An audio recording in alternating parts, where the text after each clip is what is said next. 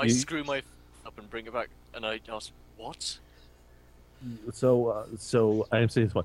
So those rumors that we heard about his wife's head being gone and all that stuff. Well, I don't know where the head is, but if the rumors are true, I know where the rest of the body is.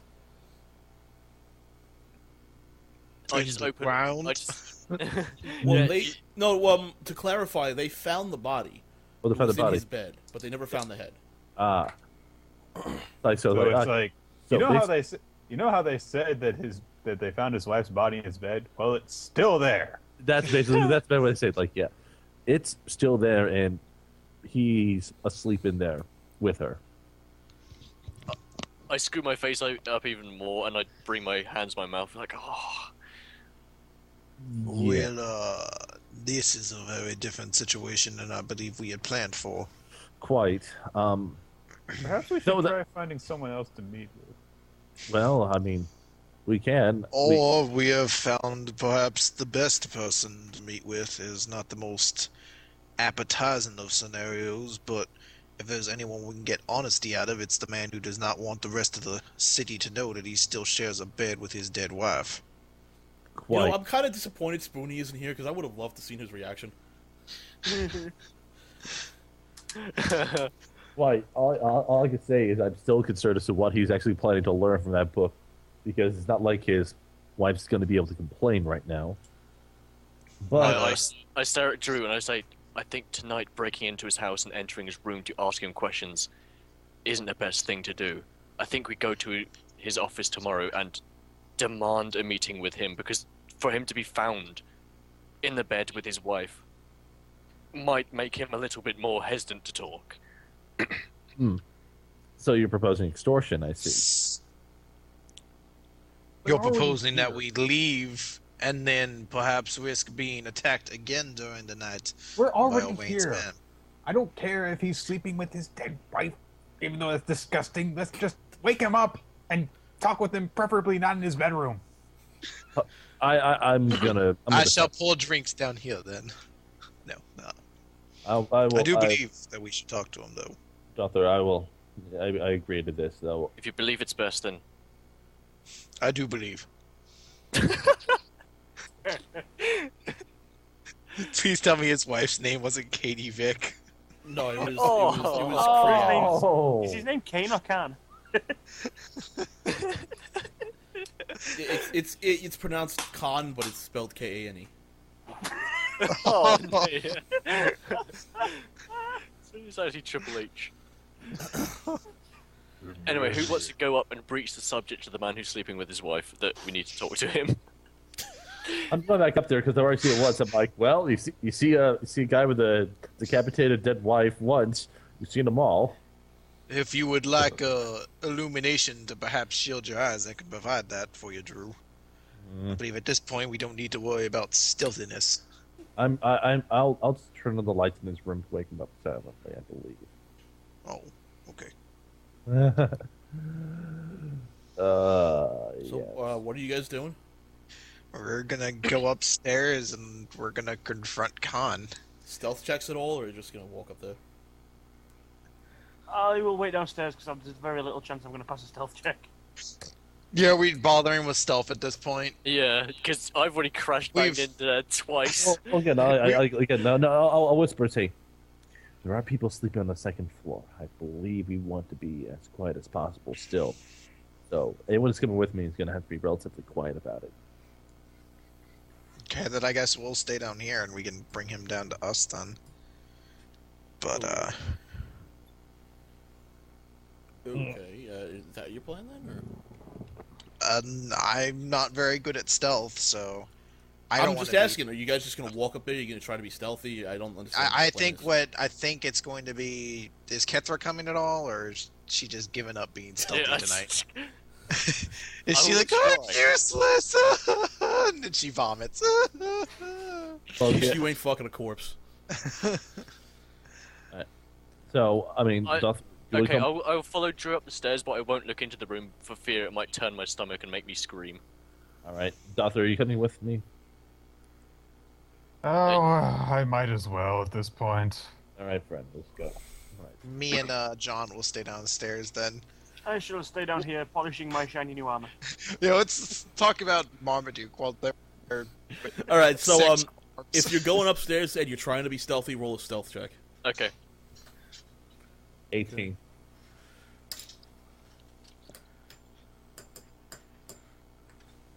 $18. Wow, nice. Oh god, oh god. Oh. 18. You guys are all very quiet going up to the third floor and into the master bedroom. Okay, I open the door carefully, as usual, and then carefully walk out. I stand by the side of the door facing outwards so he can bring the man but not his wife out. And I let's see. I have a seat in the chair in the room.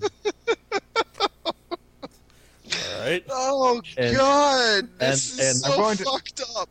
I'm going to stuff a rag into my mouth, and I will also walk into the room. Oh God! So in case I'm tempted to scream, I won't be able to. Okay.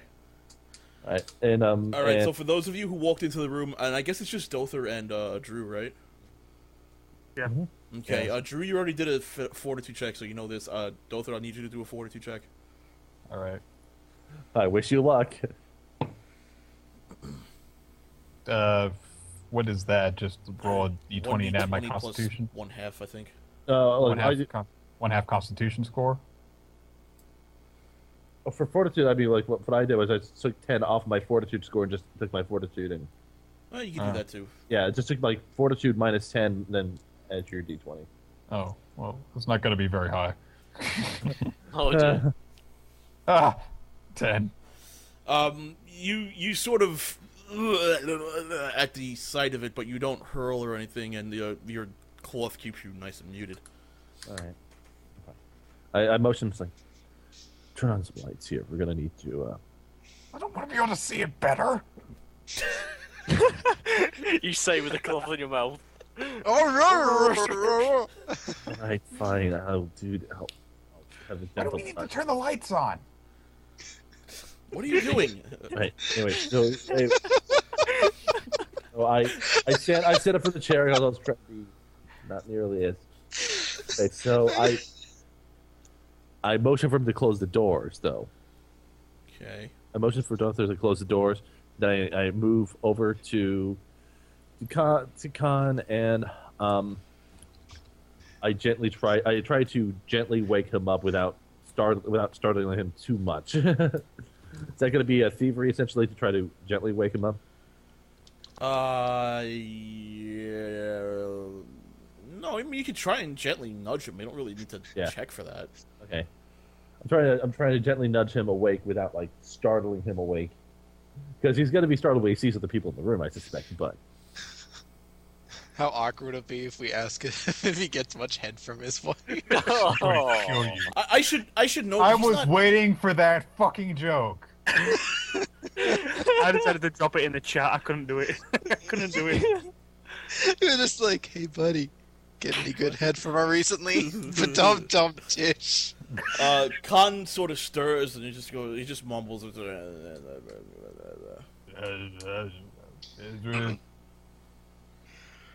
I want to have a meeting next. No. You realize if he screams awake, the entire house will be alerted. Perhaps you should gag him then? I don't know. Yeah, shove the cloth that's been in your mouth in his. No! Disgusting! Oh wait, he's that wife. I don't think you'll care. I moved to get a handkerchief out of my pocket and I cup it over his mouth before nudging him again and whispering, "Mr. Councilman, I need to have a word with you." Or actually, I should say, it sounds more like, and you see his eyes slowly open. And as his eyes open, before long, his eyes open, and he seems kind of startled, and he's just. I try to like. You're gonna need to do a strength check because he's fighting you now. Okay. Let me double check what that's gonna be. Oh, that's gonna be fun. All right. Okay, it's because I've really done -2 or something. No.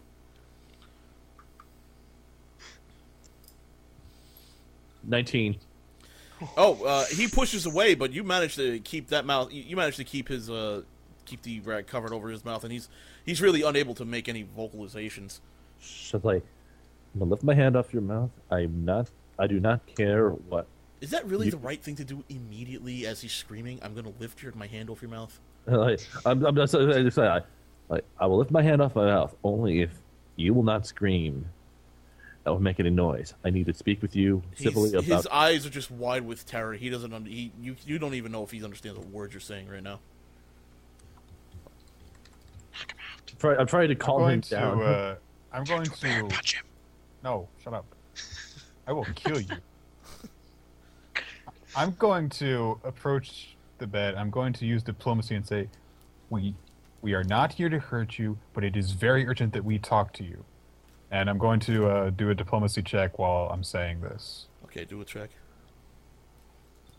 21.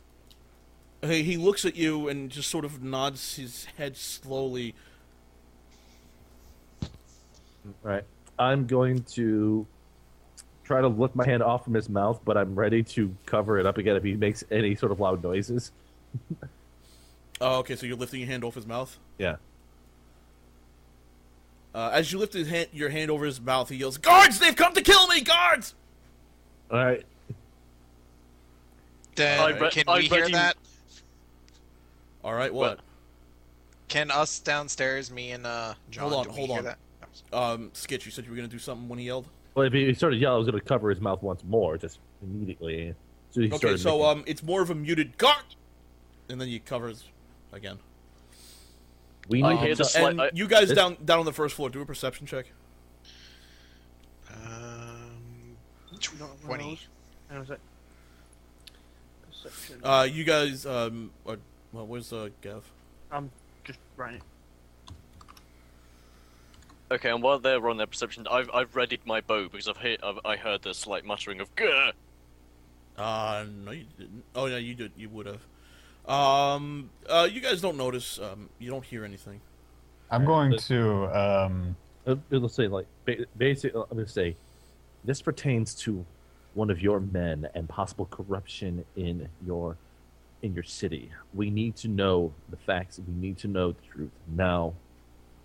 And once we're done, we will leave, and nothing of this will ever be heard of from anyone else. This guy, as you talk to him, and you realize that this man is scared out of his mind right now. Mm-hmm. Drew, stop talking to him. Here. And I'm going to continue to try and use diplomacy and say, we made an appointment to see you, but there's someone who wants to kill us if we don't talk to you sooner. So I'm very sorry that we had to come into your home like this. We really don't want to hurt you, but we also don't want your guards to hurt us. You hear him trying to mumble something under the cloth. He's not really yelling. It's just sort of like. All right, hang on. I'm going to look around his room for like a pen and parchment or something, so that he can talk to us without us. You find that and you give it to him. Yeah, so that he can talk to us without us risking him screaming. All right. He writes out in common, "What can I do so you don't kill me?" We're not going to kill you. It's nothing like that. We just need you to help us because you are in a position where you might be able to. God, and I'm forgetting all the names in this situation. We need to speak to you about Thorian. Thorian. Yes. Thorin Hawklight, yeah. We did some work for Thorin Hawklight, and it became aware to us that he might be doing some things that you and other members of the council might not be aware of, things that might be illegal.